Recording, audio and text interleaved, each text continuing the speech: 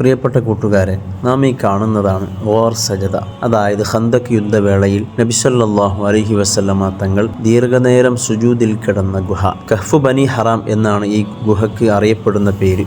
ഏകദേശം 10-20ഓളം ദിവസങ്ങൾ നീണ്ടുനിന്ന ഖന്തക് യുദ്ധത്തിൽ നബി സല്ലല്ലാഹു അലൈഹി വസല്ലമ തങ്ങൾ ആ സമയത്ത് ഈ ഗുഹയിലാണ് രാത്രി കഴിച്ചുകൂട്ടിയിരുന്നത്. സ്വഹാബത്ത് തങ്ങൾക്ക് വേണ്ടി പുറത്ത് കാവൽ നിന്നതൊക്കെ ചരിത്രത്തിൽ നമുക്ക് കാണാൻ സാധിക്കും. അതുപോലെ തന്നെ ഈ ഗുഹയുടെ മുകൾ ഭാഗത്ത് പഴയകാലത്തൊക്കെ ഒരു കുബ്ബയുണ്ടായിരുന്നു. പിന്നീട് ആ കുബ്ബ പൊളിച്ചു മാറ്റിയത് കൊണ്ട് തന്നെ ഗുഹയ്ക്ക് ചില കേടുപാടുകൾ സംഭവിച്ചു. ഇന്ന് ഈ കാണുന്ന രൂപത്തിലാണ് ഗുഹ നമുക്ക് കാണാൻ സാധിക്കുക. സിൽ പർവ്വതത്തിന്റെ ഒരു ഭാഗത്തായി ബനു ഹറാം ഗോത്രക്കാർ താമസിച്ചിരുന്നു. ഒരു ചെരുവിൽ ആ ഭാഗത്തുള്ള ഗുഹ ആയതുകൊണ്ടാണ് കഹ്ഫ് ബനി ഹറാം എന്ന പേര് ഇതിന് ലഭിക്കുന്നത്. നബി സല്ലല്ലാഹു അലൈഹി വസല്ലമ തങ്ങളുടെ കാലഘട്ടത്തിൽ ബഹുമാനപ്പെട്ട പേർഷ്യയിൽ നിന്ന് വന്ന സൽമാനുൽ ഫാരിസി റളിയല്ലാഹു അൻഹുവിന്റെ യുദ്ധതന്ത്രമായിരുന്നു ഖന്തക് കിടങ്ങ് കുഴിക്കുക എന്ന് പറയുന്നത്. ബഹുമാനപ്പെട്ട സൽമാനുൽ ഫാരിസി റളിയല്ലാഹു അൻഹു ഈ ഹിക്മത്ത്, ഖന്തക്കിന്റെ ഈ ഹിക്മത്ത് നബി സല്ലല്ലാഹു അലൈഹി വസല്ലമ തങ്ങൾക്ക് പറഞ്ഞു കൊടുക്കുകയും നബി സല്ലല്ലാഹു അലൈഹി വസല്ലമ തങ്ങൾ അത് ശരിവെക്കുകയും ചെയ്തു. അങ്ങനെയാണ് ഖന്തക് കുഴിക്കുന്നത്.